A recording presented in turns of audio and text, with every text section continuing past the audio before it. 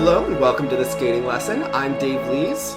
I'm Jonathan Byer. And we're thrilled to welcome back Sandra Bezic. Sandra Bezic, welcome to the skating lesson. Well, it's a pleasure to be here again with both of you.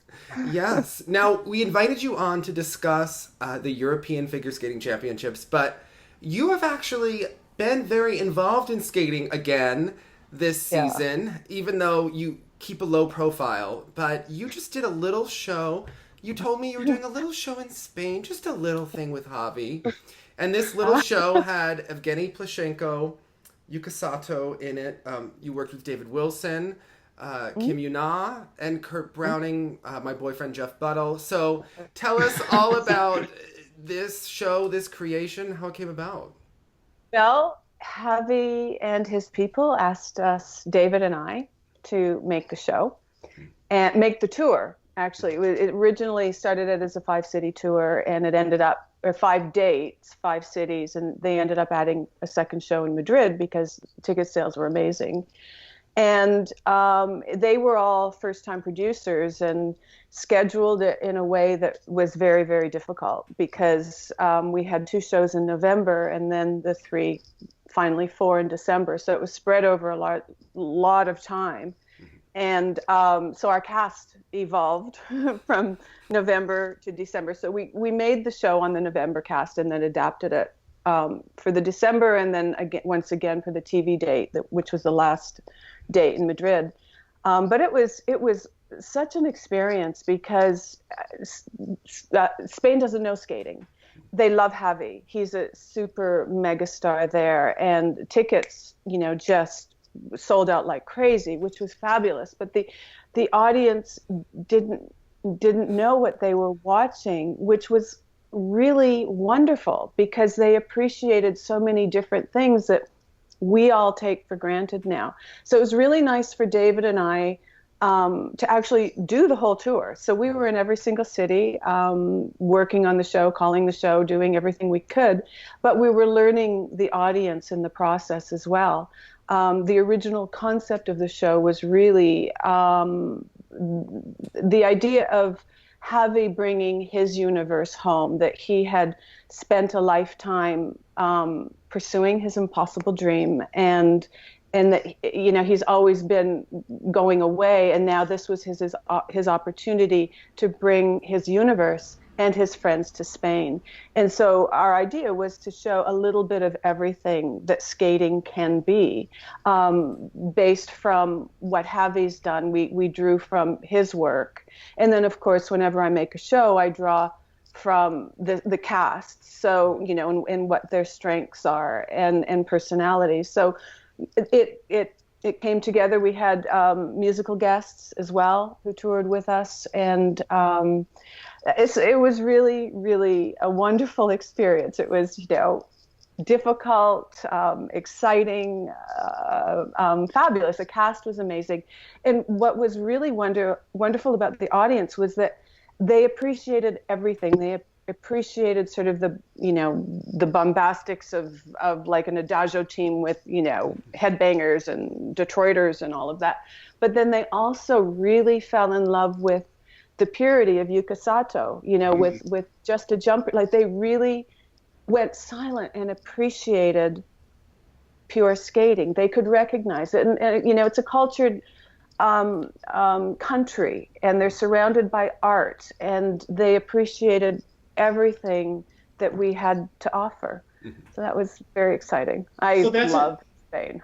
It's intriguing to me then when you're going to go do a tour like this, where you're also like an ambassador for the sport and the tour, right? Because you're kind of showing the layman a bit, what skating has to offer. And did you find that a lot of the perceptions of the crowd were unique because it was a Spanish audience, or were you mainly just watching people in general? Like, is it kind of a universal thing that can happen sometimes when someone just sees skating live for the first time? Well, I'm hoping it's universal. I would like to think that it's universal because you even get it here when someone goes to see skating live for the first time, and they say, I've enjoyed it on TV, but oh my goodness, the live experience is incredible. The Right. speed, the power, the emotion, the music, the choreography, all of it put together can be exhilarating. And so, and then we had a brand new audience. So I think it was a combination of what you're saying. And it was just a really cool experience to see it through their eyes. Yeah. And our cast was diverse, and some veterans and some brand new. Alaj, oh my goodness, Alaj was incredible. They fell in love with him, and he's an incredible entertainer already at this early in his career. Well, I mean, we had we hired 8 girls, 8 synchro girls, Spanish synchro girls, and they were kind of, they became our revolutionettes. The show's called Revolution on Ice.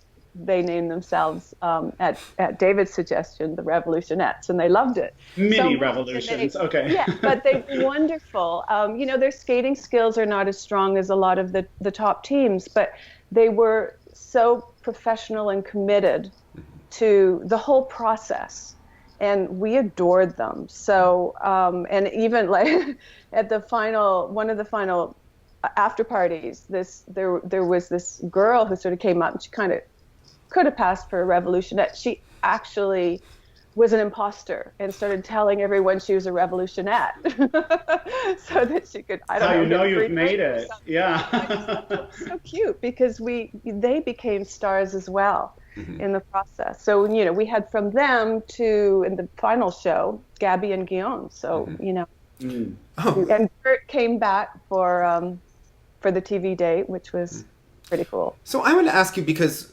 we've talked a lot about how you used to have 2-3 week periods for Stars on Ice, where you would have Simsbury and Lake Placid to plan out that show with rehearsals. Yeah.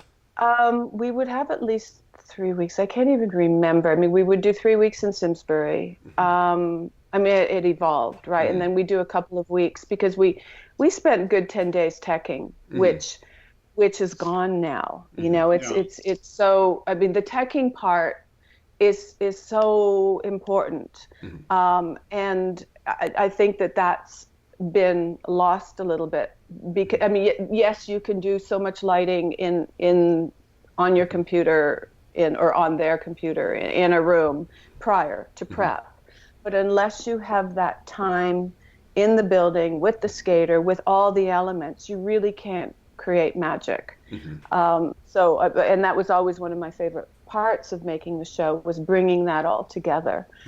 So hopefully, we did, I think, more than the average show in Spain in terms of lighting and in that regard, and special, sort of unique kinds of things that we were able to add into the show with projections and whatnot. But still, I felt like it was scratching the surface, and dying to get back at doing more of that. Because I think what's happened in the shows in the U.S. is that they feel slapped together, and you see maybe group numbers where people are skating together, where it looks like they threw this together in maybe an hour and a half. And it all comes back down to ticket sales, right? You do what is affordable, and the option is to not have a tour, or to put out a tour that has limited resources, or it comes down to ticket sales. So you did, and then the basic philosophy of what kind of show you want to present.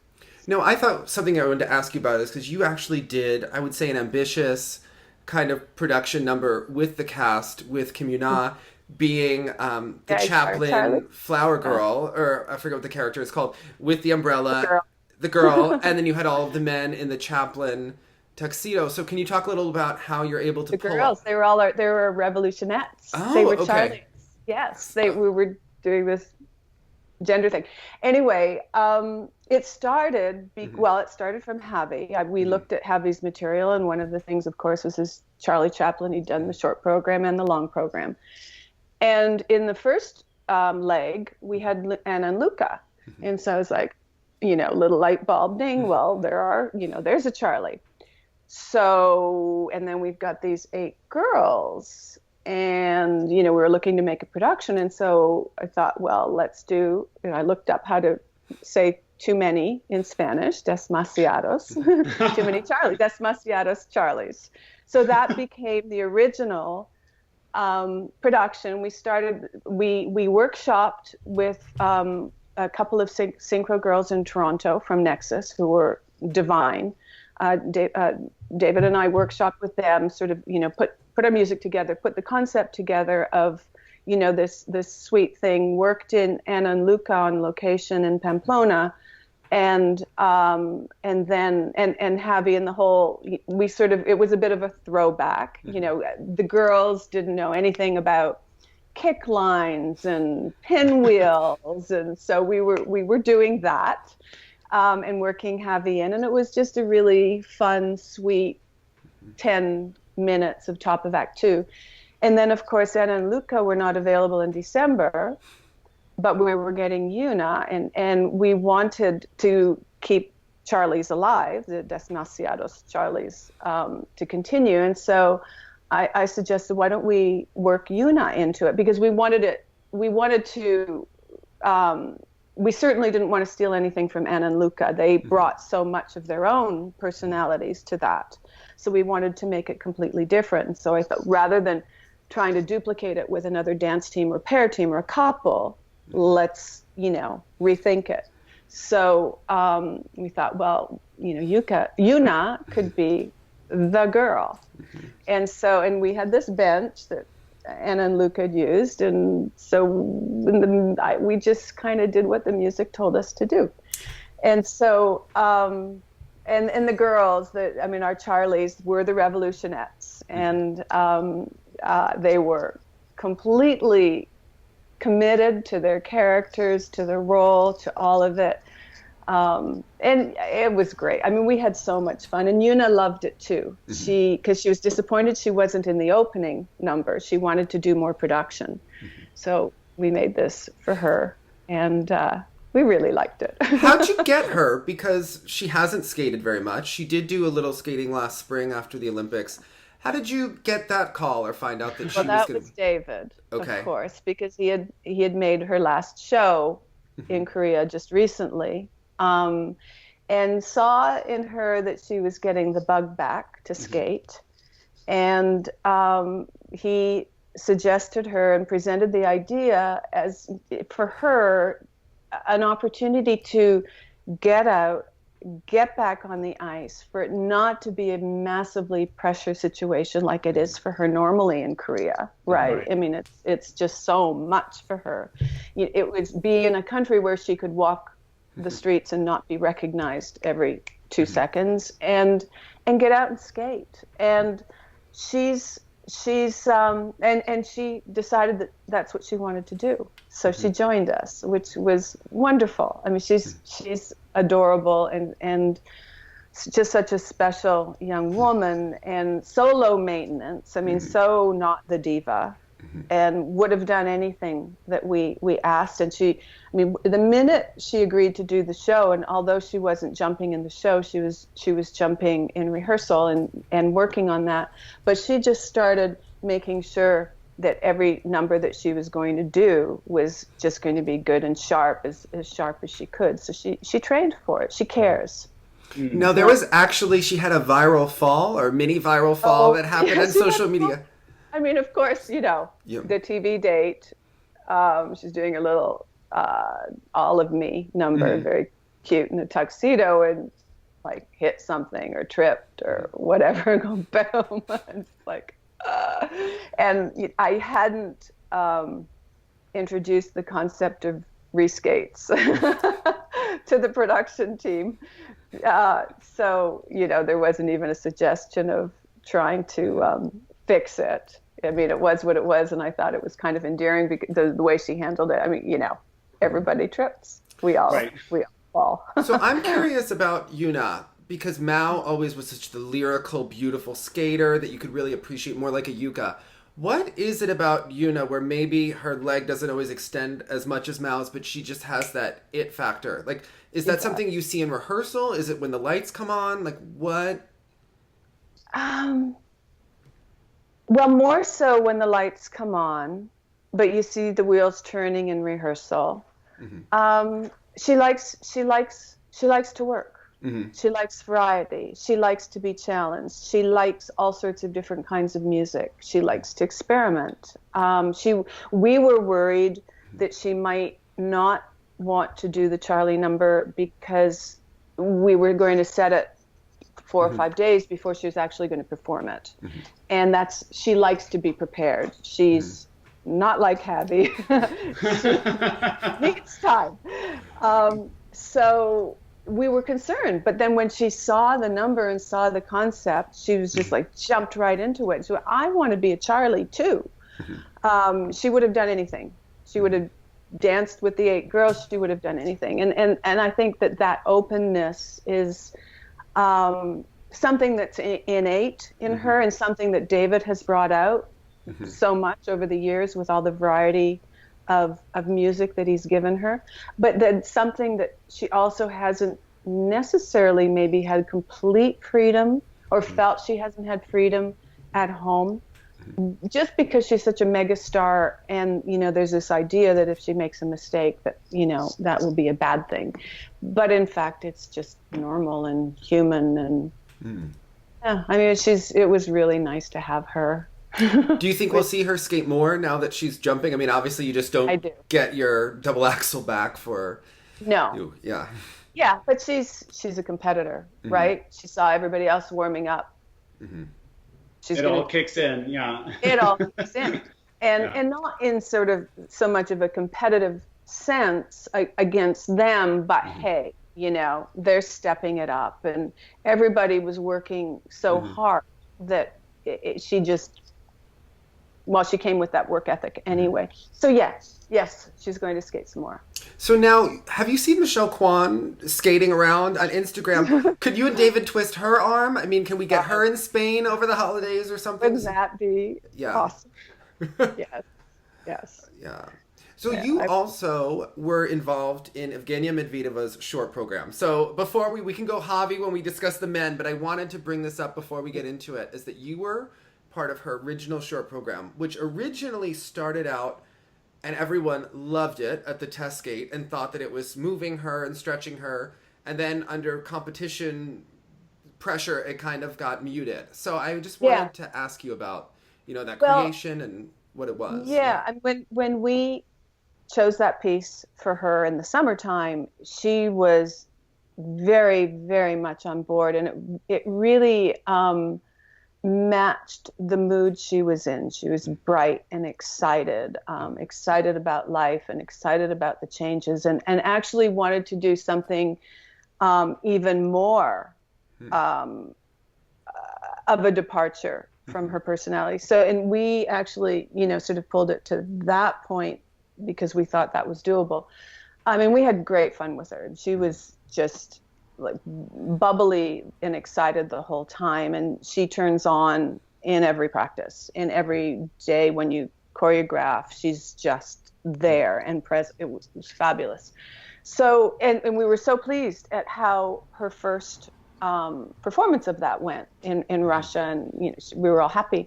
But you could see then as reality kicked in and the season was progressing, I think it was just too far a departure from her comfort zone. And when Brian called me to say she's going to change it and she's going to do something else, I was like, I totally get it. Because the thing that I have seen over and over again about great champions is they know themselves. They know how they have to feel. They know where to go to compete. And this was clearly too much of a departure for her, and it wasn't giving her the confidence that she needed to feel. And so I completely was on board with the idea that she would change it, because she was leading all her choices this year. It was the free program, the music was her choice. We brought the short program, but it was still very much driven by what she wanted to do. And so why not continue in that theory, because it's her competition, it's her season, it's her career, and so you really do have to support that, which is what, of of course, Brian was doing, and I would do in a heartbeat. And I actually saw her at the airport when they were flying back to Russia for nationals, because I was going off to Spain, and we ran into each other in the lounge. Okay. Yeah, no, it's really sweet. Brian and I caught up, but I adore that girl, and I wish she had had more time. What she's doing this year is so brave, and you just have to support that, whichever way it goes, and it's her journey. So I really do wish the best for her. Do you see the fire in her to sustain this period and go forward? Yeah. Yeah, I mean, I haven't seen her in a while. I haven't seen her on the ice, but that girl's fire runs deep. I mean, it's, and that's why she's so beloved too, because, you know, even though she was brought up in a system that was very controlled, her personality always came through, and that fire, that drive, it's been a really difficult time for her, because, you know, when you're young and winning every competition, boom, boom, boom, boom, and then all of a sudden things change and reality hits. It's painful, it's confusing, and besides at being that age as well, I mean, just going to school, it's painful and confusing at that age. So, yeah, I mean, she's a sweetheart. It really just... her heart is massive. Now, what was your original idea for the dress? Because I thought that was cute too. If you could talk about your thought, it was very Sandra, and we didn't see it in the. Well, actually, I mean, the dress evolved. I mean, I didn't have.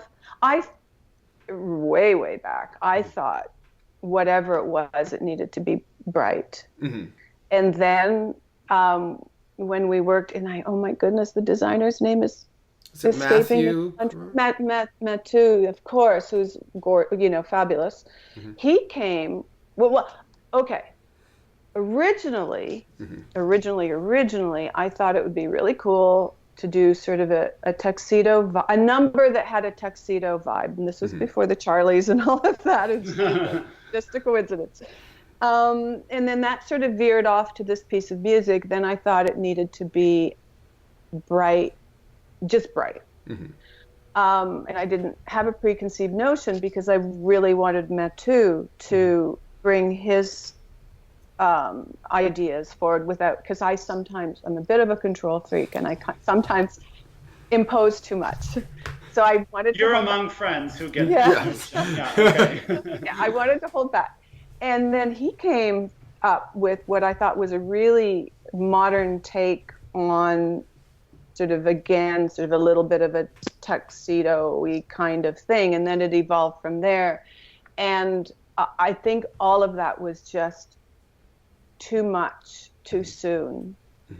The actual dress never got worn. And again, you know, she's the one out there. She's the one who has to feel fabulous. And I think with the language barrier, the distance, the timing, the stress of everything she was going through, she needed to fall back into a comfort zone. And she also needed to feel like she was controlling her destiny, which was the objective of the whole season. Yeah, I mean, you used destiny.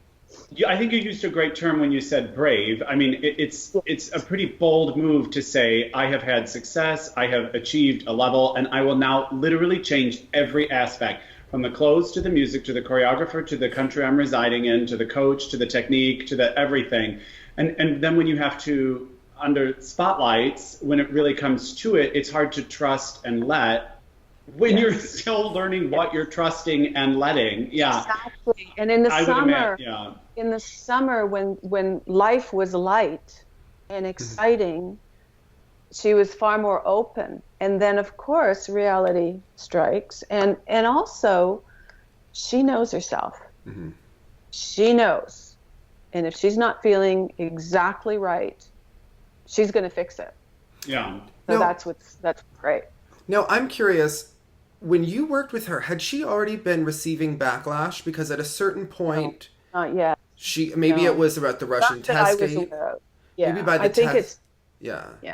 And that has to affect you, you know. Absolutely. Even though, I mean, yeah. I mean, you can't read that stuff, and it's hard. It's hard for these kids because they grow up on reading everything and putting themselves out there. Right. And we all know what that, you sort of offer out a little and then you pull back and it's like, Yeah, because I think for her, it got evil and misconstrued in a way that it wasn't, and that's hard for anyone when it... Because she's a Russian and she's proud of it. She wasn't leaving who she was. Mm-hmm. She was just, in a place where she needed to explore life. Well, and a lot of that press made it sound like she was now competing for another country. That was the part that really confused me the most, because I was like, this is actually a student of her sport. She's like the ultimate ambassador for her art because she's constantly exploring and now doing new. It's not anything other than growing as an artist in every way. I thought it was very commendable. And that's how she looks at life. Her eyes are just wide open and just, throw it at me. Yeah. Mm-hmm. So when we get to the ladies, we can touch on this. I actually think that we may see her at the World Championships. I wouldn't be shocked because things seem to be shifting. There are 5 ladies that are really in contention. And also, after the reception that she received at Nationals, when she then performed again in Italy, she looked to have a different just passion to her than we've seen throughout the season. And then, she spent time over the holidays in Russia, and I wonder if she now feels psychologically lifted and more able to... Maybe because of the way things have gone, the pressure's lifted. Mm-hmm. And then sorry, keep going. Sorry, no. I mean, she had it's a very private journey, and the pressure's lifted. Mm-hmm. So hopefully she can continue on that.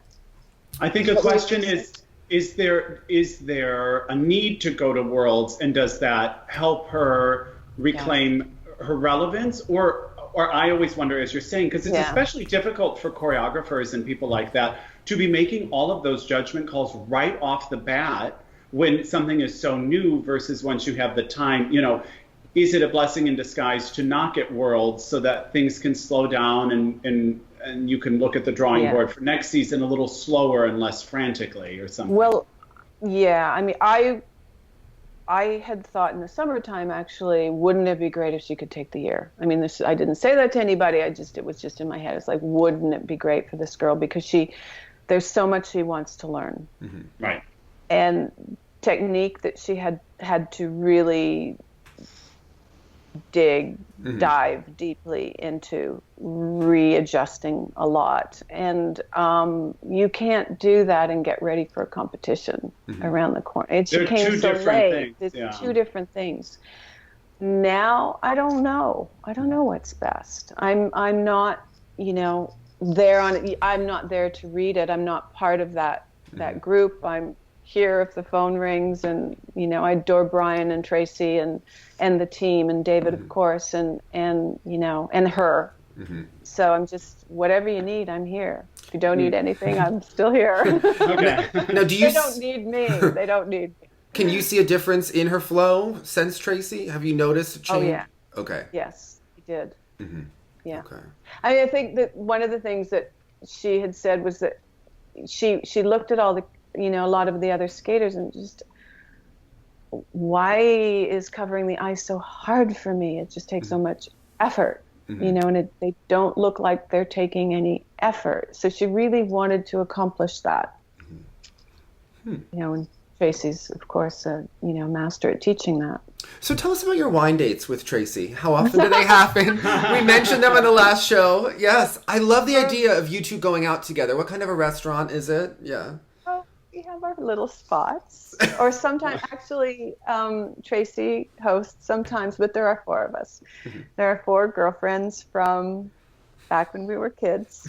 Tracy's actually the young one, and then the others are, well, I'm sort of in the middle, I guess, and or closer to the other 2, and we go out every couple of months and celebrate each other.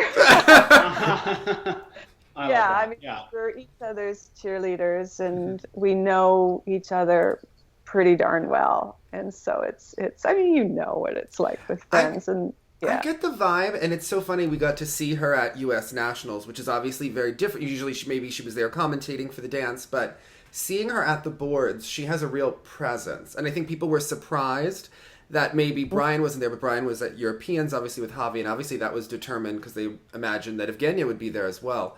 But you could see Tracy's got a sharp mind to her. There is, Yeah, Tracy knows her stuff. And we'll talk about it when we do the U.S. Nationals recap, but just seeing her work with Jason on the warm-up itself was a testament to the energy she's able to bring in that moment. And it was a nice thing to see in action. She knows her stuff. She's amazing and cares deeply. Is very passionate about the kids and what she can, and Brian, and what she can contribute in the process.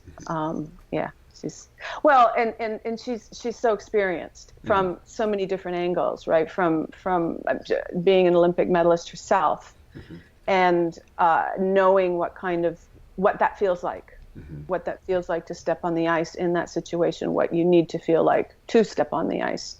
And then you learn so much as a commentator too, from standing back and looking at the world from a different vantage point. So she's a consummate skater. So there's so much information in her brain and she's level-headed, and she's fun, and she's always positive. She always finds the positive bent to it. To any situation. Now tell us about Javi, because he looked fantastic at the Europeans, and I thought he would have maybe one program that was better than the other. Didn't know which one that would be. Talk about the talent and how I remember you telling me that he was only jumping flip, loop, and sow in the show. So what was he practicing? Flip, loop, and sow. Well, our ice surface was small. Our ice surface, it didn't look it on TV, but it was a good 30, 40 feet short of Stars on Ice. So size, 180. So it was like 130, I can't remember. Is it Rockefeller Center size? No, it wasn't that small. So, okay, I'm not right about the 34. It was about 160 by 65. Okay. So it's small. Small for jumps, small for, quads, for sure. But he was doing, and he skated 4 times in the show, and, the jumps were happening. We had some shows that were better than others. But loop, flip, toe, sow cow. That was it. No luts, no quads. He did an triple axel in one finale for kicks, because the audience wouldn't leave, and they were doing a wave. This was in, I think, Pamplona, I can't remember, and the wave was going around and around the building, and they wouldn't leave, and so he went off and did a triple axel all month. He's a bit of an enigma, isn't he? Because you feel like Javi. As an audience, you feel like Javi, and yet he's also, in a way, hard to get to know. You're never quite sure exactly what he's thinking, or at least I am not. And when he's there and present, he's incredible. Getting him there is not always easy. But then he snaps, and then he's got the hyper focus, and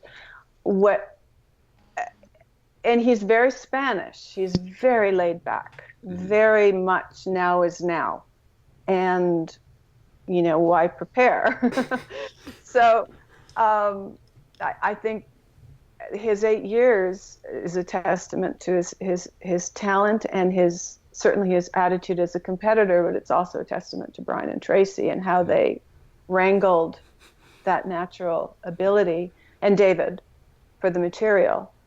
And it's really interesting, because watching him perform, you see how connected he can become. I mean, we've seen, his performance in Boston was one of the greatest in the history of the sport at the World Championships. I mean, and he was so connected there.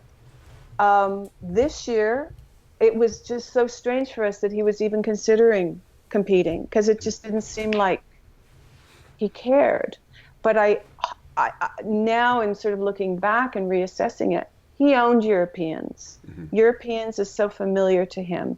I think he knew all along, this is my competition, and I can just go in and blow anyone else out of the water. And I think, that confidence is so important for any Yeah, you have to believe that, otherwise you will falter. Yeah. And he's the kind of skater who needs to know that he could do it once. Once is enough. One quad, okay, I can do it. Other skaters, need to do it every day for 6 months, and then they still don't truly believe that they can do it, right? So he's cut that. If I can do it once, I can do it in competition. And also his technique, it's so pure that when he's physically on his balance, because like there's times when he's like this, but when he's on it, his technique is so pure that it just happens. So, I mean, I didn't realize how important Europeans really was to him. And I think now in retrospect, in hindsight, Olympics came and went and was just this great big massive blur to him.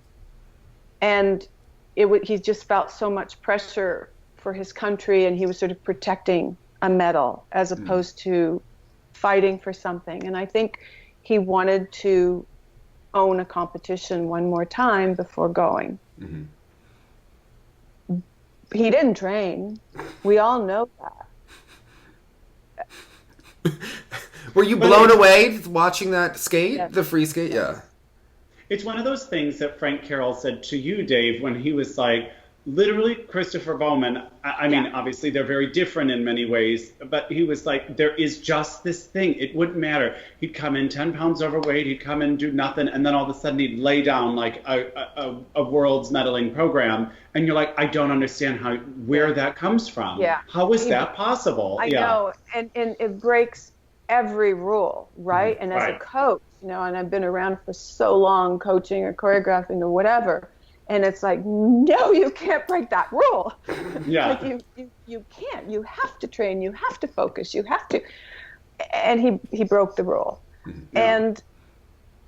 But then I was also thinking, taking that one step further, it's kind of cool that it is not the be-all and end-all for him, that it is not the only thing that he lives for. And in a totally different way, Nathan Chen is also proving that you can have a full life, you can go to school, you can do all of these things and do that. Yeah. Look at Nathan. And so I sort of put it out there to coaches and parents especially, give your kid a full life. Try not to narrow their world so much that their entire identity is attached to what they do on the ice. They need to do more than eat, breathe, live skating. Their performances will be richer. I think Javi's performance is richer because he's a full-on, flawed person, adult. But there's a worldview and there's a perspective. You feel like there's, to oversimplify, there's a real person quality to it versus just a trained vocation that they do. You see a real person that takes things in stride, that when he was not judged well according to his opinion, was able to be like, he was like, well, that was worst judging I've ever experienced. But, there's something so authentic about it, and that authenticity, I think, is very alluring to see. Yeah. Yes. That's so funny because, So I do appreciate that whole side of it, for sure. That's so funny because I think when we hear Deanna Stellato give quotes, She's coming back to skating after being in the real world for 15 years, coming back and being like, what are you people talking about? This is It's refreshing. Yeah. It's refreshing. Yes, but it's refreshing. A lot of the kids are just young and haven't had the opportunity yet to be fully formed people with full-on opinions and have the confidence to express those opinions. And then, of course, in our world, we're afraid. A lot of kids are made to be afraid to express their opinions. So it is refreshing when they do, and when they're that authenticity. And that authenticity, it comes with not being perfect. It comes with imperfection. It comes with being human and making mistakes and doing things that we've all done. And so in that way, they're just so much more relatable and lovable. And that's how Javi has become a friend to everyone, even though there's so much of Javi we don't know. And coming off the heels of like a tour where you're doing all these cities, you're performing every night, you're doing all these things, like the ice just becomes your canvas. You're totally natural in front of an audience. You just take risks, right? Instead of it being a pressure zone. Yeah, and I thought it was probably he did a shortened version of his Don Quixote, his Javi La Mancha on the tour. So I thought, well, at least he was listening to his music, and wearing the costume, and so that was actually a comfort. So I think that actually helped a little. Right. that he did that, and it was poetic, and I know that program really meant a lot to him as well, because and the reason why David had chosen the music, and it, on surface level, you could go, well, he's Spanish, Don Quixote, okay. But it really was the whole idea of a man chasing an impossible dream. Who am I, the Spanish boy, daring to dream this dream? And when they set the program originally before the Olympics, they set it in Granada, not far from where the story of Don Q took place. And so it was very much something that meant a lot to Javi, and he was emotionally moved by that program, perhaps even more in practice than in performance. And I think he didn't necessarily express all of that at the Olympics because of the pressure. And I think he had an opportunity to express that at Europeans on the weekend. It was again a private journey that we all got to witness. Do you have any idea what's next for him? Obviously, he did the Europeans, he did the show, which is probably important to him as well. I imagine maybe a vacation, and then what? I mean, obviously he has... Oh, no doubt a vacation. I'm sure he has many show opportunities, but do you know what his plans are? Does he want to do more tour? I know that they'd like the tour to continue, and I'm sure he's getting invited all over the world. I know he wants to teach. I know he wants to build skating in Spain and contribute back. That's important to him. Now I want to ask you, what about Kolyada? Because on paper, Mikhail Kolyada should have won the European Championships. He's probably as talented as Javi in a different way, has very amazing technique, gorgeous jumps, beautiful skating, musicality, and he's the exact opposite personality of Javier Fernandez. So what would you even do at this point when you see someone so talented and something is off, but you can't? How old is he? About 20, I would say. Yeah, he's just a puppy. I think 20-year-old boys, I shouldn't call them boys. I know you're not supposed to call them boys. 20-year-old men in skating are not yet 23, by the way. 23. They're going to... 23. Yeah. They're still not fully baked. Like, give them time. Give him time to find his voice. Because he's super talented. And it's like you were saying about when Javi's technique was in line, you're like, oh, he's fine. And it's one of those things because there is such a discussion about how beautiful Kolyada's technique can be. From an outside standpoint, like, in music, a technique is a technique. It very rarely do you just forget to seemingly apply it. So that concept has always baffled me, because someone with such a beautiful technique that then seemingly doesn't utilize it, it's a bit of a foreign concept to me. Yeah. Right? Yeah, and that's the thing about like what I texted the producers or WhatsApp the producers as Javi was winning was like, he did this in his brain. Mm-hmm. Yeah. He won this in his brain. He decided he was going to win. He didn't train, and he won. And it was all up here. And so everybody look at that. Mm-hmm. Learn a lesson from that. Set your mind to it. Put the visors on. Block the demons. It's those demons. It's those demons that get in the way of using your technique. Mm-hmm. You know, and I mean, in performance, I mean, your technique is your technique, but as a performer, even a singer can tighten and miss. Well, there, in a moment of crisis, suddenly you're like, well, I guess I'll just try everything differently for the first time ever and see if that helps. And of course, it's not the solution, but it's the thought pattern, right? It's just controlling the demons. Mm-hmm. And thinking the right thoughts and then letting go of it.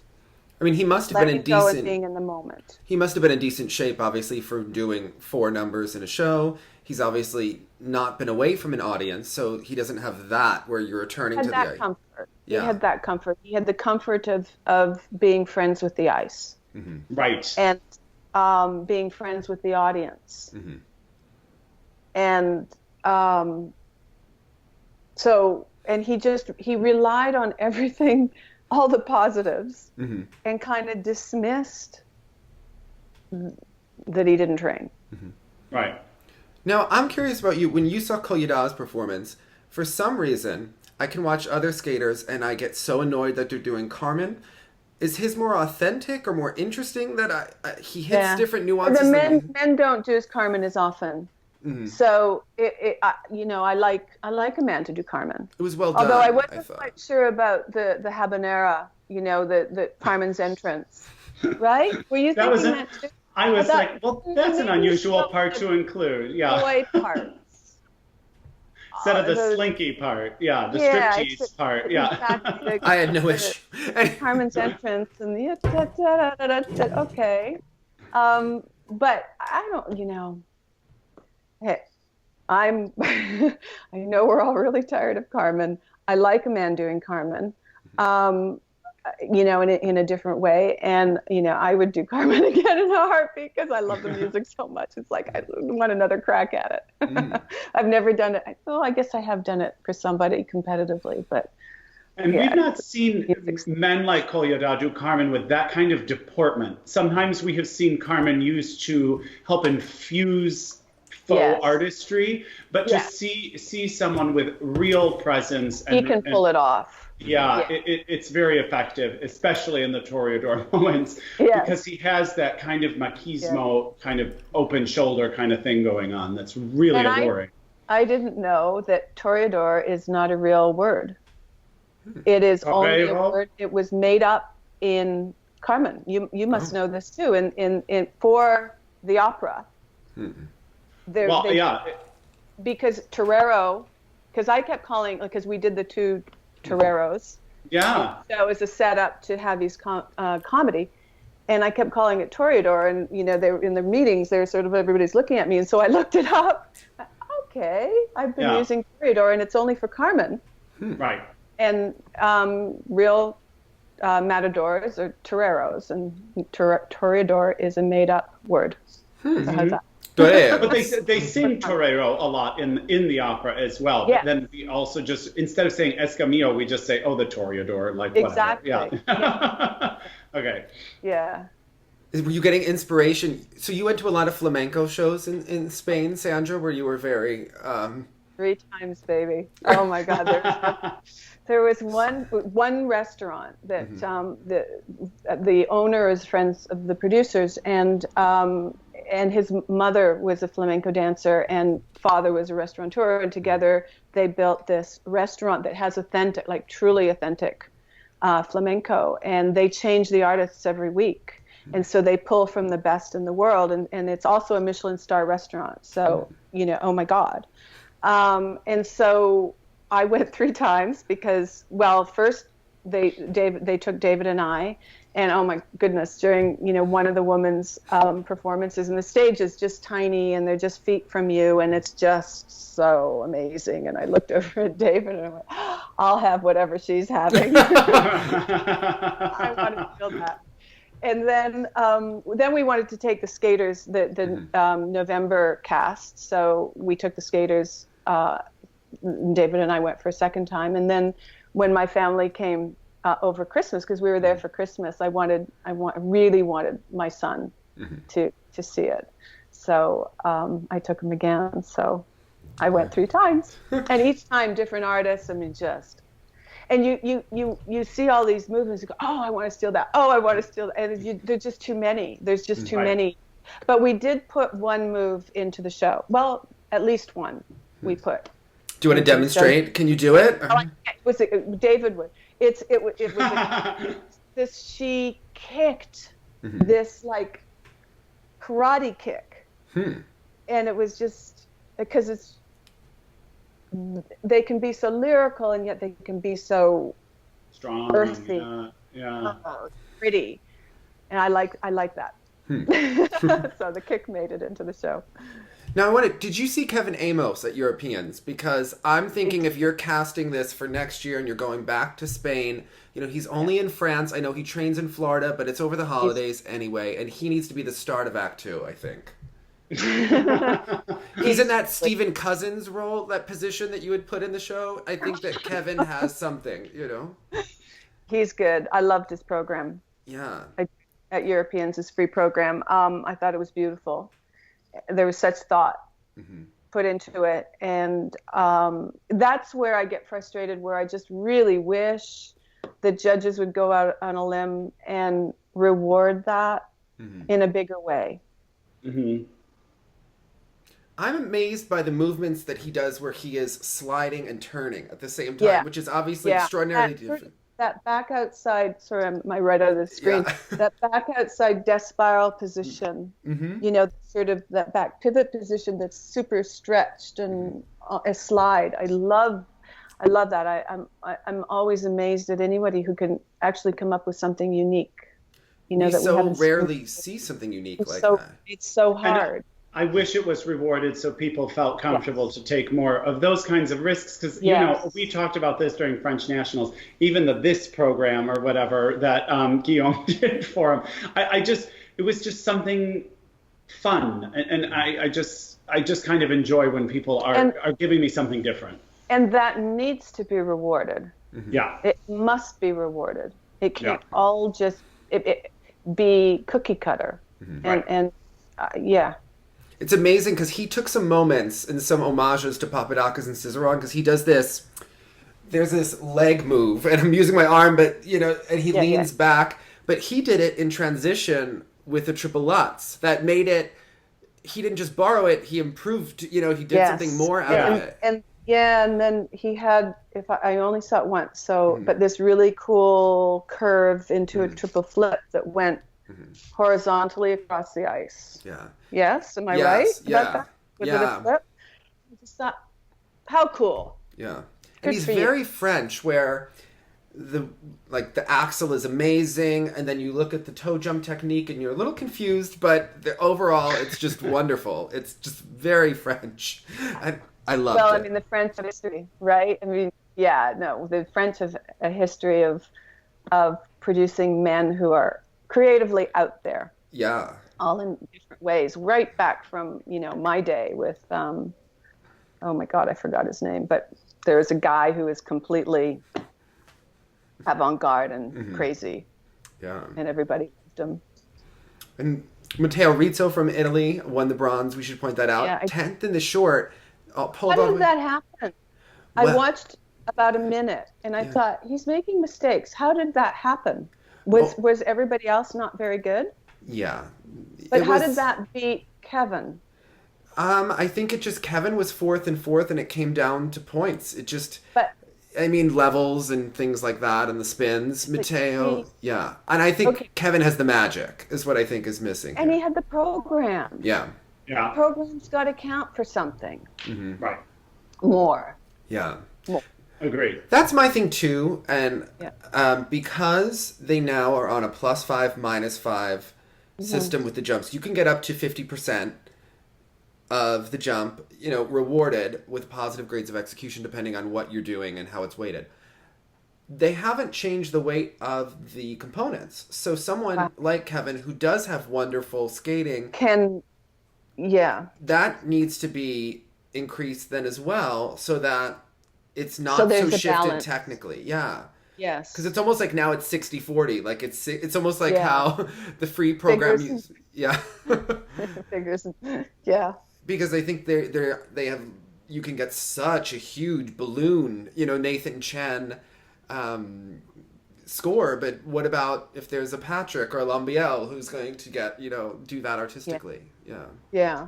So all the power to the guys who put the effort into the artistry as well, like Nathan's performance and the program. Yeah. He could have gone out there and landed 4 quads and not done the program and still won and still been amazing. And yet he did this program that was that was beautifully thought out and performed, and there was a commitment to it. And so, you want to see it all rewarded.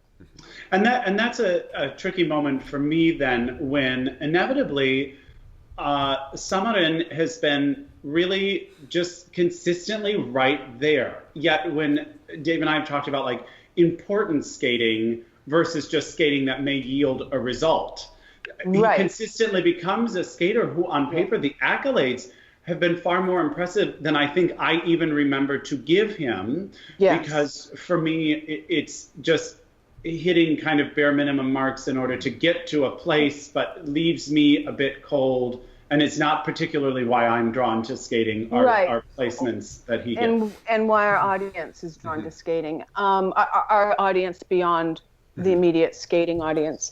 I was thinking about that this weekend, actually. I was thinking about the difference between striving to win and striving for excellence. And, I mean, some people have both and, sort of go in.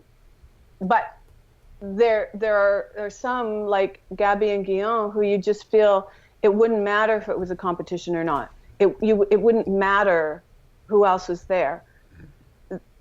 They clearly are striving for excellence and to create something special, and the marks are the marks, kind of. It's not about competing. It's not about layering up your program to win, even though you still have to do that.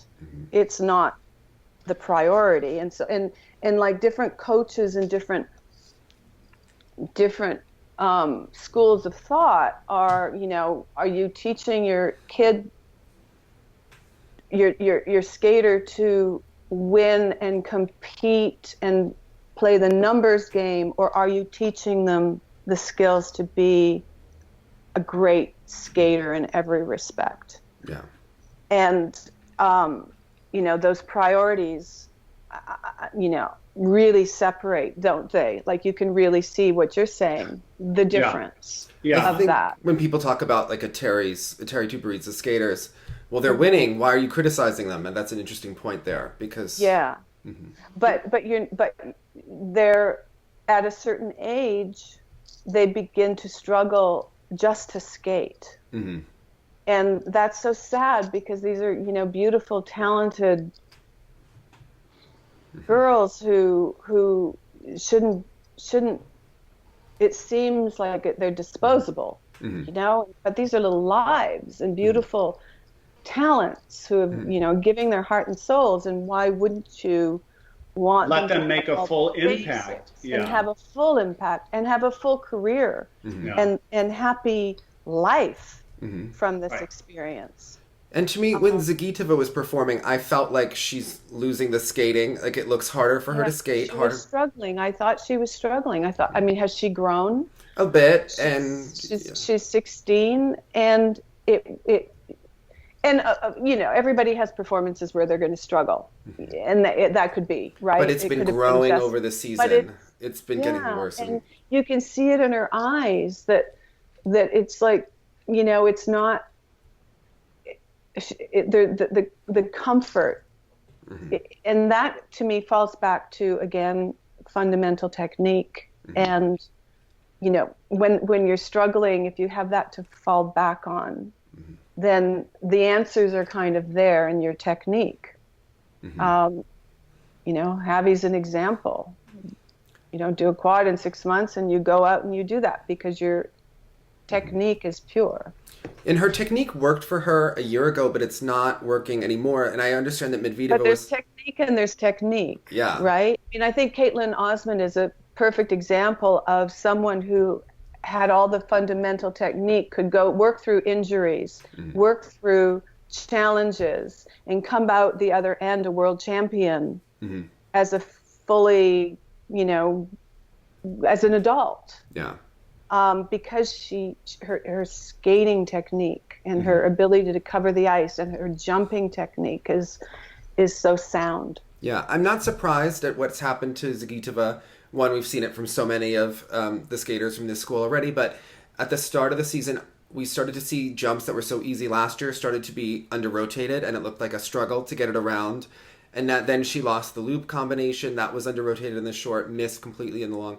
And it's just been like, you can kind of see it, like the future. Like it's like an 8-ball. And you just don't want that to happen. And she's a beautiful girl. And over again. She's beautiful. Works hard. You could tell those spins are so trained. The spins are wonderful. Yeah. Really, really pretty. Yeah.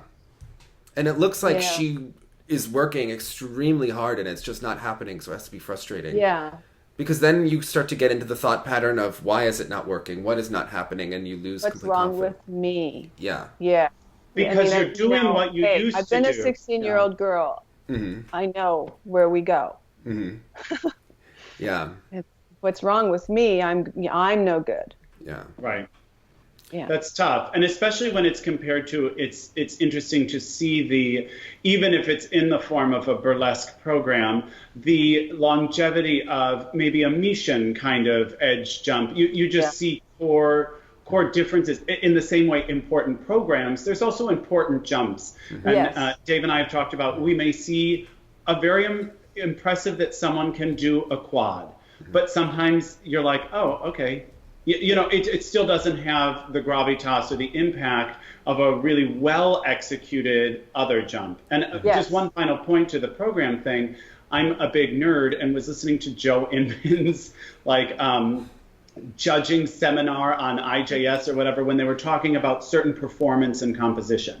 And he used the word historical performances. And I think that's something like Kolyada's short or Javi coming back and doing these clean longs. They become historical, long-lasting performances mm-hmm. that we will always want to relive versus eking out a scratchy technique that may have just slapped up a medal or got them enough points to consider it, fully rotated. So I guess we'll get a medal. Yeah, it makes a difference to me. Yeah.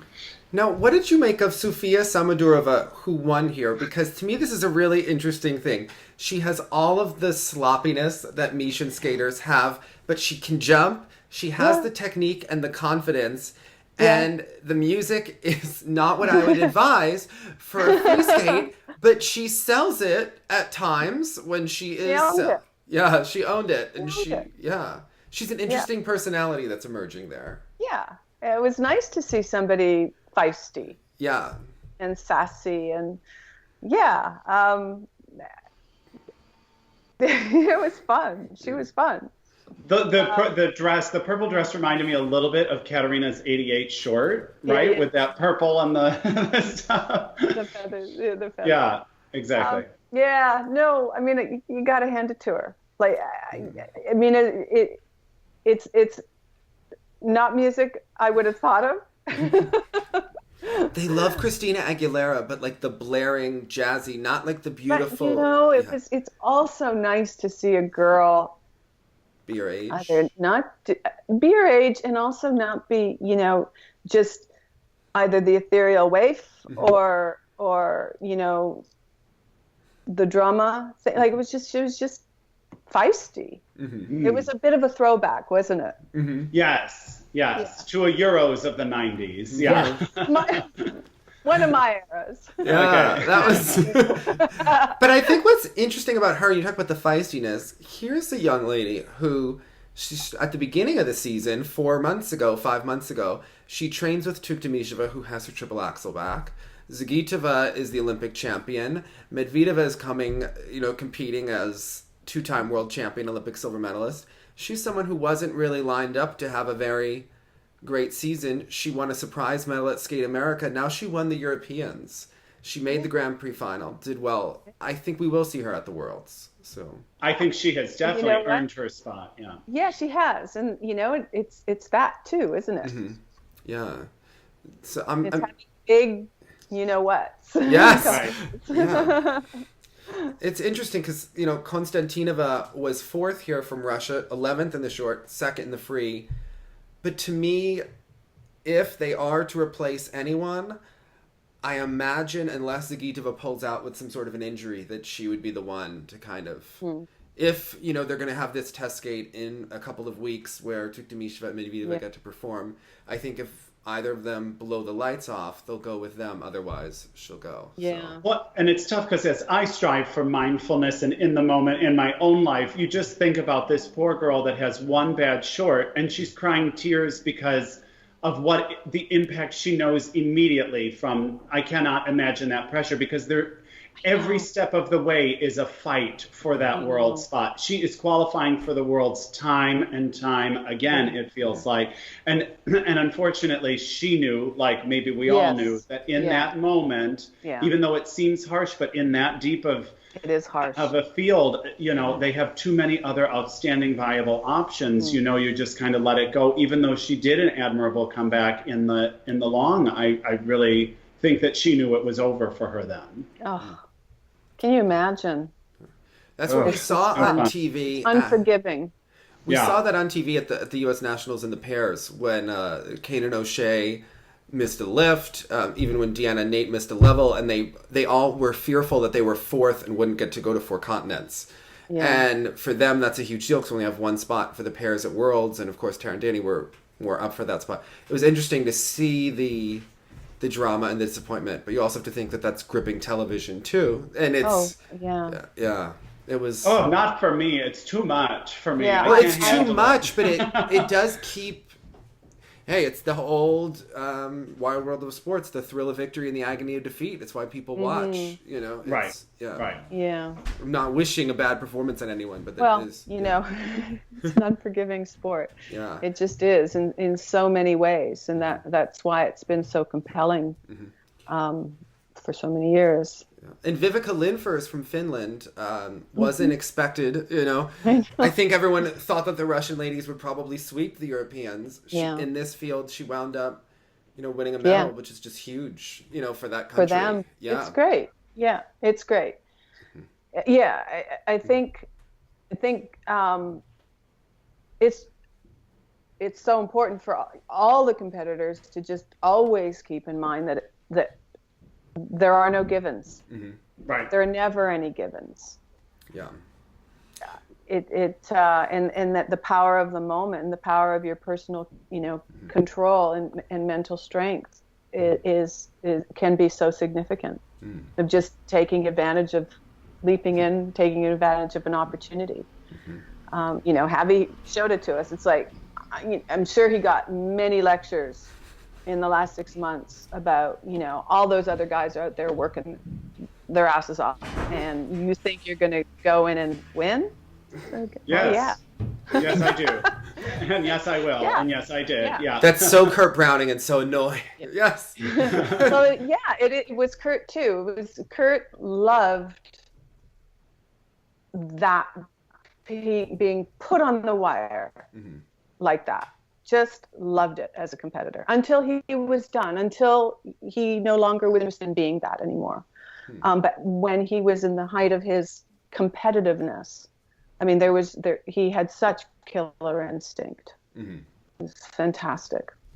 Now, you mentioned just in passing that you worked with Gabby and Guillaume in the show, and obviously they are unreal talents. And I think that got a little bit lost because there was so much of a comparison last year between the French and then Tessa and Scott. And they were both, to me, such otherworldly talents that were competing against one another.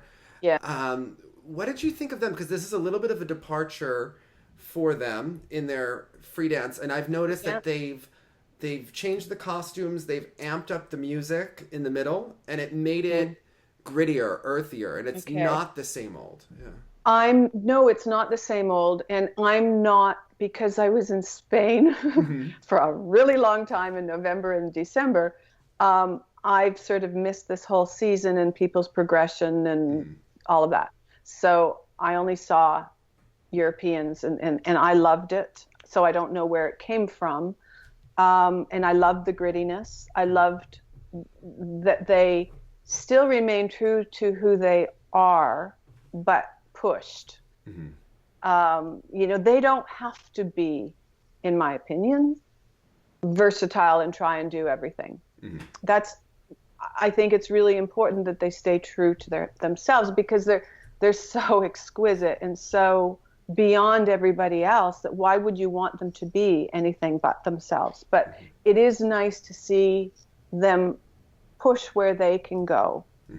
And I thought the grittiness of the program and the way it turned was really interesting. I mean, I for me, their rhythm dance though is. Oh, I loved it. Did you like it? I hope you say. Perfection. Yeah. It's one of those. It's historic. You know what it is to me about them this season is their programs. We all know how talented Guillaume is as a skater, but as a performer, I find that I'm now watching her in both programs. They're about her. Neither one is just his whole beautiful languidness.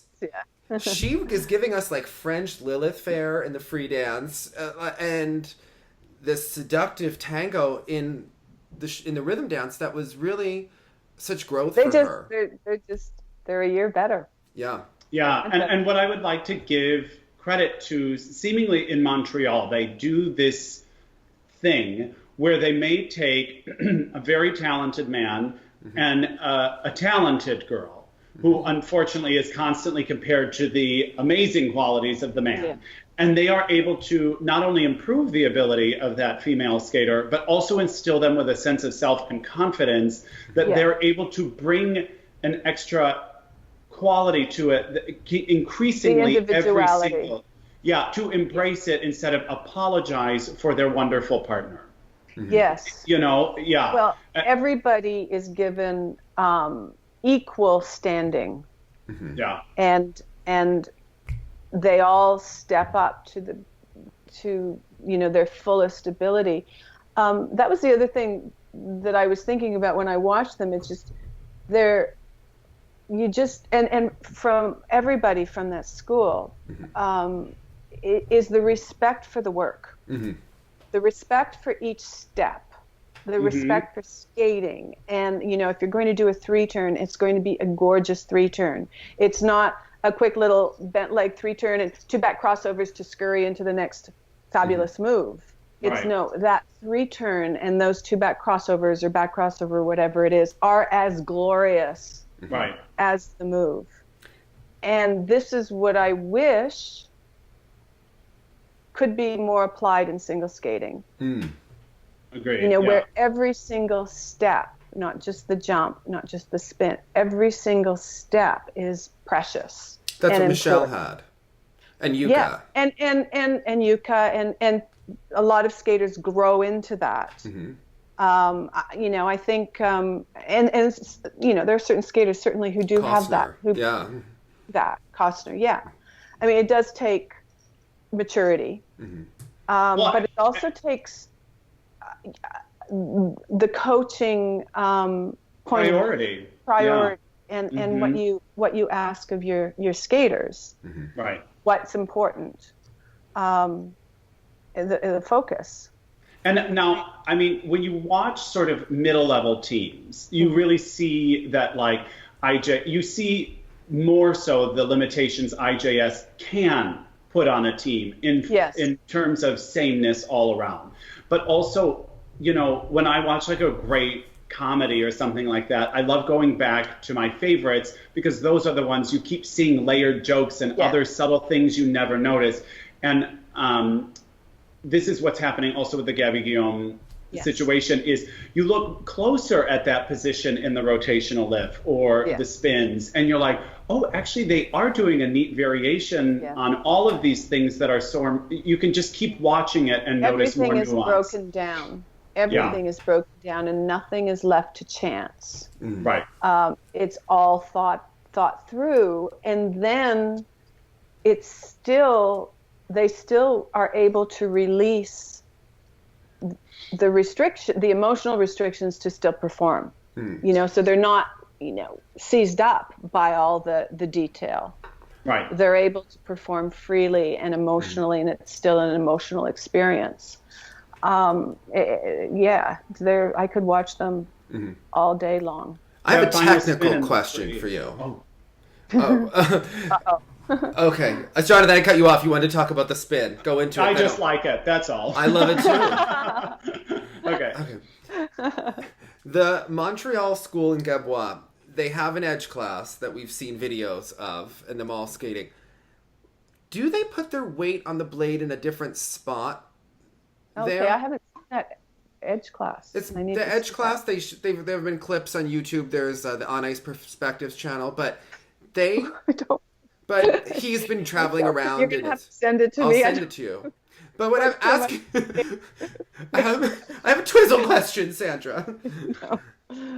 All of the Gabois skaters seem to put a different placement on their foot, especially, and you see it in the twizzles, and it seemed to help Tessa and Scott a lot.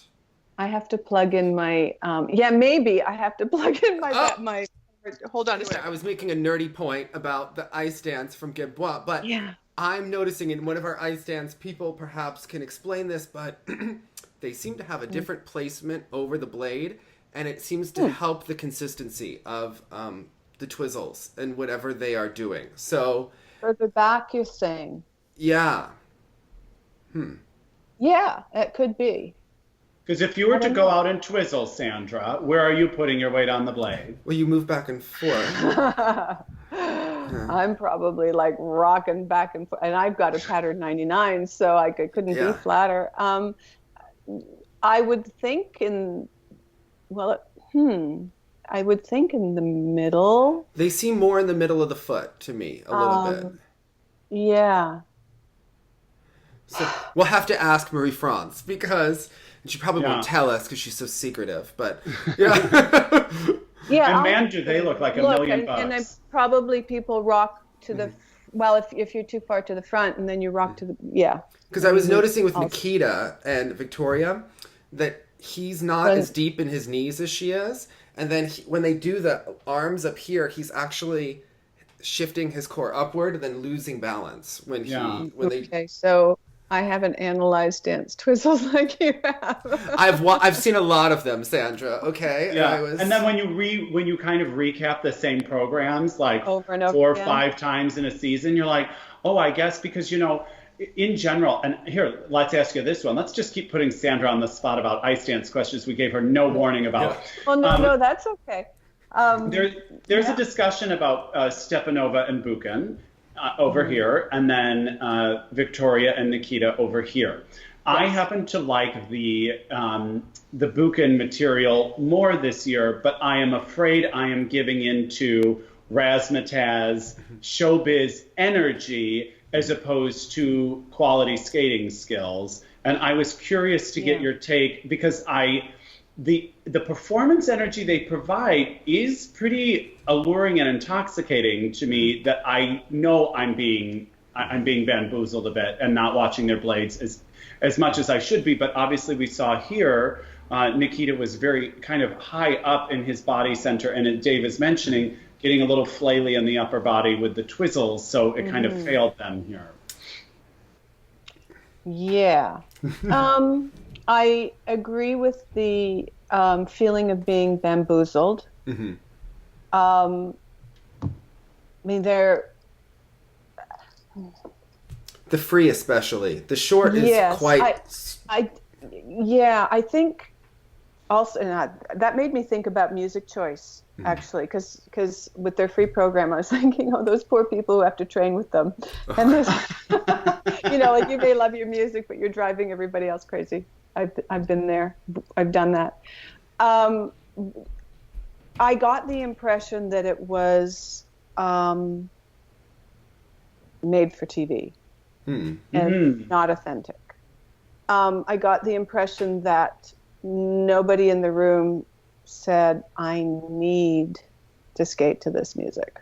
So it's the same artist that... Well, I like this, and let's just do this year. Yeah. And it's fine, but it's emotionally, it seemed to me quite one level. Yeah. And then, when you're competing against the authenticity and the layers that Gabby and Guillaume give you, it's just them and then everybody else. It's kind of it's like a cold shower when you look at anybody else in the same competition. Only a 10-point difference, which made me a little problematic. I know, but that makes me nervous. 50 points. It makes me nervous that politics are creeping in when you start to see the gap. Yeah. Because the skating was this wide. I was going to just point out that they're skating to, I think you're right on the money, and you not watching that much skating, it's really interesting that you picked up on this, because Stepanov and Buchan are using the same artist that Hubble and Donahue used last year for the Olympics in their free dance. And it seemed like they picked that music because it had a whole arc to it, and this music doesn't. This music sounds like that middle kind of intermediary song on the record that's just kind of going on. That's one level, like you're saying, and then they're responding to it also with kind of one unrelenting level. Yes. Yeah. And I think with their skating, you were talking earlier about how you do something brilliant, and then kind of not every turn is beautiful in the middle, and then you do another spectacular element. And that was sort of a little bit old school ice dancing too for a while, right? You'd do the crossovers around the end, and then you'd be doing your big trick on the diagonal, and then other big trick and and drama. But you'd get those little crossovers in on either end to get yourself there. Well, my favorite thing that you've ever discussed with ice dance was at the World Pro, when there was... No, don't do this to me, please. Sandra, I watched this a couple months ago, and... Don't remind me about myself. 1995, it's great if anyone wants to revisit. No, please. What a stupid thing did I say? Oh, no, it was brilliant, actually. I think you filmed those all in one day. You must have been tired and really honest at the moment. Which is all we've ever wanted. It's all we've ever wanted. Tired and honest Sandra. Yes. Yeah.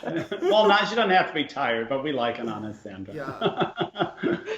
I wanted to ask you, the Italians, they're such good skaters, but something to me just feels stiff about the program. And I don't know if it's her upper back that's not moving and it's too rigid, but they're such good skaters, and I don't know why the program is so flat for me, when they do have a charm to them. They do have a charm. And they just seemed, now again, I don't even know, how long have they been together? Oh, a while now, yeah. A while. It seemed young.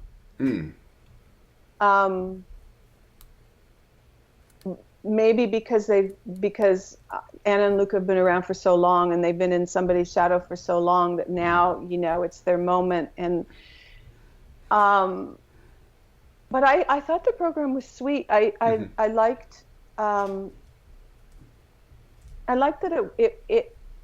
they tried to take it somewhere, and I think I guess against the Russians too. I thought it was nice to see some storytelling in sort of the spirit of Anna and Luca. And the thing about that piece of music, though, is you really do need a lyrical woman, I think, like a really soft, more soft perhaps than she is. But I quite enjoyed them. It's a team. Their success is a little bit unexpected for me. So I think I need a little help in understanding the appreciation of them. For me, I understand that there are probably inherently nice qualities there. They just aren't necessarily easy for me to understand yet. And I appreciate, what I do appreciate is they are dealing with a difficult size match also. They but are. doing it in a pretty, they're problem solving in good ways, it seems. Yes. And they really seem to, focus on their edge quality and work those.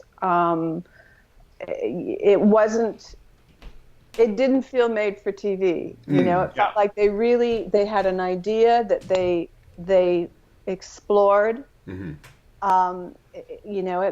may have had some weaknesses, but they were fully committed. And they knew what they were trying to say. I think that was the thing with the Russians.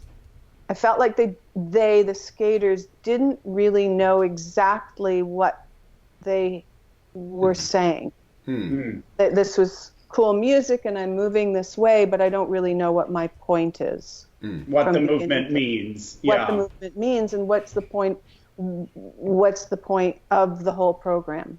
What's the journey of the program, or what's the arc of the program? Well, and it's kind of, what is that audience takeaway? Of course, it's points this, PCS that, but like just in general, as the judges are members of the audience, do you want me to feel inspired? Do you want me to feel like kind of sultry with you? Like what is the emotion that you leave us with? Yeah. Yes. And that's always a challenge, right? Especially with the IJS, is you are checking off your points. You have to, as your choreographer, and you have to attend to all of that. But then somehow you still have to find the soul of the piece.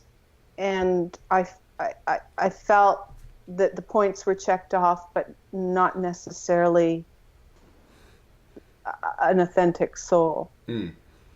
Yeah, I noticed. Also, you never know too with different performances, right? I mean, sometimes it just clicks, and sometimes it just doesn't. But sometimes it's the material and what was set out to do or not to do, from the beginning. Because it's why I think, something that's so interesting about Morgan and Vanessa in the pairs is I find something that is consistently authentic. Something, even though it may not be everyone's classic style. Completely. I think this is a representation of what they have set out to do. And even if you don't know specifically what it is, you know that they do. And you know that they sat in the room and said, I want to skate to that. Right. That means something to me. I have something to say to that piece of music. I can live with that piece of music for a year. Yeah. And the other thing that I like about them is, there's so many things, but they, like Gabby and Guillaume, they know who they are. And they stay in that genre, and they're working that genre and perfecting and becoming better and better in that genre. And so they have very much an identity that's associated with their work. It's modern and refreshing and inventive, and it's sensual and very uniquely theirs. I think their music choices have been brilliant. I think their commitment year after year is now really blossoming more than ever. There's something kind of epic, or in other fields besides skating, I would say Olympian, but I mean from Olympus, there's this strength and like a wingspan thing that happens that you just see such large skating. And then having attended nationals, it's so interesting when you see these people live, who is skating big and who doesn't. Owns the whole space and who doesn't. And they're one of the few teams you see that through the screen. You see that total command and not apologizing for taking up room on the ice. It's really amazing. Yeah.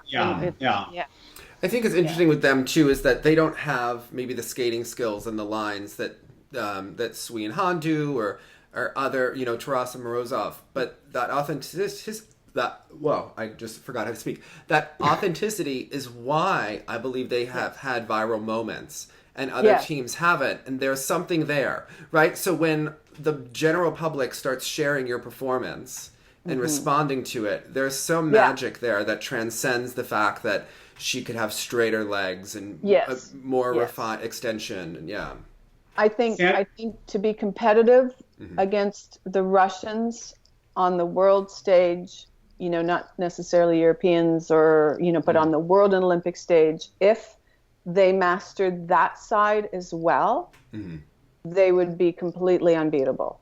Yeah. I think giving the Russians that little bit of is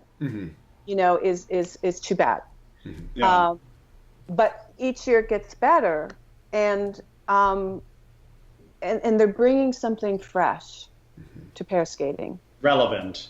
There's real relevance. Current. Yeah. Current. Yeah. Yes. And I think the IJS, I hate what the IJS has done to pair skating. And I think that they have, and they're not alone. I mean, there are a few other teams who have negotiated themselves through it and somehow, are figuring it out and doing a really good job. I mean, all the ins and outs, their entrances, their transitions, all of that, it's all so inventive and exciting. It's exciting. And yet, because I felt like IJS made pair skating small, and slow and tight and and they've expansive,ness, made it expansive again. Like you said, the wingspan. I love that. I mean, that's why I felt that the Russians at the Olympics with their Rock 2 short program, they actually blew everybody away because it was just like boom. It was pure. Yeah. It was, but it also is is at risk of feeling dated and plain. That's what Victoria and Nikita did in the dance, where they gave them that classic piece of music. Yeah. And she's actually improved so much as a skater under Julin. But I felt that same way of the dated kind of quality where we've just seen it so many times. We have, but yet that Russian... the purity is amazing. Aggressive, intimidating... pair skating thing that they can do with their pure technique and all of that. I mean, that when they're on like that still makes me very happy as a pair skater. I mean, I loved their short program at the Olympics. I mean, at Europeans, they seemed unfocused. They seemed lost with each other. It seems a current theme. And often they take turns being unfocused. We know Trenkov was saying he was having a hard time motivating her this time around, but we've also seen a lack of focus at times from him. But I think with that such a classic, beautiful style, let us appreciate it in a classic, beautiful program, because that's the vehicle that we can really appreciate it in. And, this fear of it being dated, I think the Nikita and Victoria approach and that particular cut of music is dated, but certain warhorse pieces are warhorses for reason. And in a weird way, that's what would set you apart, because actually no one is doing it. And that's what set them apart in the short program at the Olympics. Unfortunately, their long didn't, but that short program was like, aha, okay. That's pure and beautiful pair skating, and I will always love that as a pair skater. Yeah, I think that when the Russian classic skating comes alive is when you add the soul and the chemistry to it. And I think that for both Sinitsyn, Katsalapov, and Tarasova and Morozov, they lack those interpersonal connections with each other, especially on the ice. Well, but there's something to be said, though, for me as a pair skater, having been on the ice with Russians who are, that intimidating, just take over technically and with pure technique and just get it done. I mean, that to me, there's still an excitement to that I will always feel. Did you have a girl crush on Rodnina? No, she was too scary. But that kind of thing, where you're, where you're on the practice and you just mow over anybody, and just, I mean, those are my roots, right? I grew up with that. So I still really, really appreciate that. I also appreciate, what Vanessa and Morgan are doing because of the sensuality and the earthiness and the inventiveness and the relevance, as you said. The average person can turn on the TV and watch them and be completely enthralled and know that they're watching something really special. And even in that sensuality, it is not what we see many pairs do, where it's this faux romantic approach. No, they just are. They just exude from themselves a confidence that is sensual and a movement that is alluring this way. It's not even, let me touch your face, let's pretend we're telling a romantic story, because they would miss the mark, And I'm intrigued then what you would do with this Italian team. I would like to skate a romantic program with him, but I don't know what they can do. They have something unique that may lack in certain areas compared to other people, but there is something there. I'm just not sure what direction I'd like to see them go in, because I feel once they make a couple choices, things may start to happen a bit more for them. Yeah, and that's always the $1 million question, isn't it, for every coach and choreographer every year, is what are the choices? What's the right choice? And you think you might, you just don't know. I mean, it's always really, really frightening. I mean, I just got a call from Kurt because he says he's doing Stars on Ice, and he says, would you work with me? And I'm like, I broke into a cold sweat because it's like, okay, now what do we do? Right. It's just, it has to be amazing. It's just so scary every time. I can't tell you how scary that is for choreographers and coaches to make those choices. Right. And you mean for it to have the magic of the last one that had the magic, but, Right. But it's the magic for that team. You have to see the team. How do you find that? Yeah, that's always, what is that? What do you see in them what's that piece of music that brings them both together, and what's the point of the program that brings them both alive? Yeah. And what's fresh, and then you also have to look at the landscape. What's going to pop in the landscape? Right. And which landscape are you looking at? Because, are you looking at the World Championships and the Olympics, or, things play differently in different settings. So there's a lot to consider there, and what might look old and tired or too traditional at an early competition in the season might just be totally right at Worlds or Olympics. Right. When all you've heard is a bunch of sort of, soft vocals, to come out with a fiery classical piece might just be the ticket. Yeah. To make us relook at you, to jolt up and take it in a new light. Yeah. So as a choreographer, those are all the things that, they all sit back and try and consider. Yeah, it was interesting. Charlie White did something really genius. If you watch the transition, obviously Vanessa doesn't have the most beautiful body posture going into her triple Salchow, but they did a transition. Entrance, eh? Isn't that cool? They did that cool entrance into it. That very cool. It's okay, that's good. Yeah. Choreography that helps instead of detracts from a skater's ability. Yeah. Well, since we made you watch all this skating, Sandra, what was your favorite moment of the Europeans? Oh, of European, well... Outside of Javi, because you just love him. Outside of Javi, well, Gabby and Guillaume's tango. Okay. Yes. You can't see it on the air, but I'm wearing a pocket square in honor of his new pocket square. And it's red, Dave. That's for you. But I thought the new costumes also I thought Olivia and... Smart and Diaz, I thought they also had a very similar kind of sleek packaging look, and there were a lot of good things coming out of Montreal this week. Well, and I love the way, and I'm presuming it's Metu who made the costumes. I love the way he cuts the female figure. I mean, I just really love what he does, and he's brought a freshness too. I think people are looking different. Yeah. And it would be really nice if that got transferred more Picked up. into single skating, don't you think? Yeah, less pageant. I think I mean, Matt not too, to be cookie cutters again, but just to have this body conscious kind of, Leap. it's like it's painted on. Yeah. Yeah, I think. I think, when you wear something like that, you just move better. Right. I agree. When you're feeling that, it's like, I want what she has. Instead of being encumbered by pads and sequins and flash and all these things. Yeah, I agree.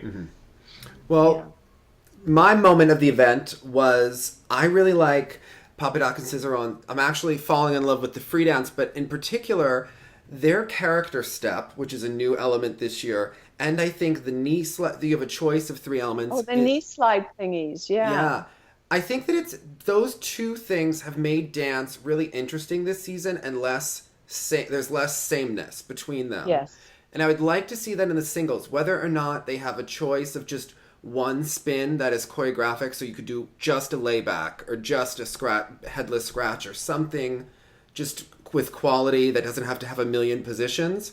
I think it could open up single skating and get rid of the sameness there, because I don't like when I'm going through a performance it's hard to get through, that I know that I can skip ahead 15 seconds, that there will be 3 jumps in the first half, then a footwork sequence, and then 4 in the second.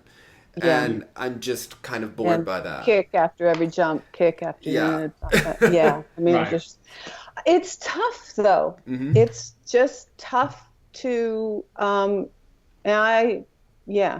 to negotiate all of that, to satisfy all the little boxes. Yeah. And for, the skater to survive in the process. Yeah.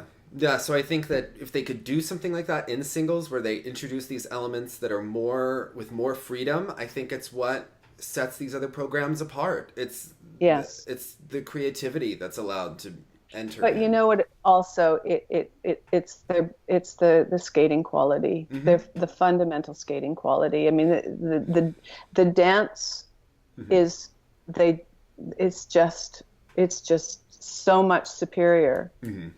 In general, right, to the single events, because there is importance placed on every step.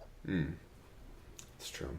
Well, Jonathan, what was your moment of the event? Well, I just kind of like that all 4 gold medalists were really like good feeling gold medals. You know what I mean? Like these true. That doesn't always happen for me. Yeah. And I have to say, Minsk gets a bad reputation sometimes. Like, I was in an opera where there was literally an entire aria about how Minsk is gray and boring. But this crowd was so supportive and exciting and full. It was so nice to see a competition in Belarus, of all places, that had just such an enthusiastic crowd. So that was really nice. But for me, Gabby and Guillaume always. Well, Jonathan, I'm taken aback by your comment, because my skating coach, Natalia Polonicheva, is from Minsk. And she said, Dave, on Tarasova, she in Minsk, everybody loving competition. Minsk, very beautiful, gorgeous, absolutely gorgeous. Everybody love Minsk. It must just be gray a little bit. That was the point of this particular aria. Well, Natasha will yell at you, and you don't want to I'm really, really happy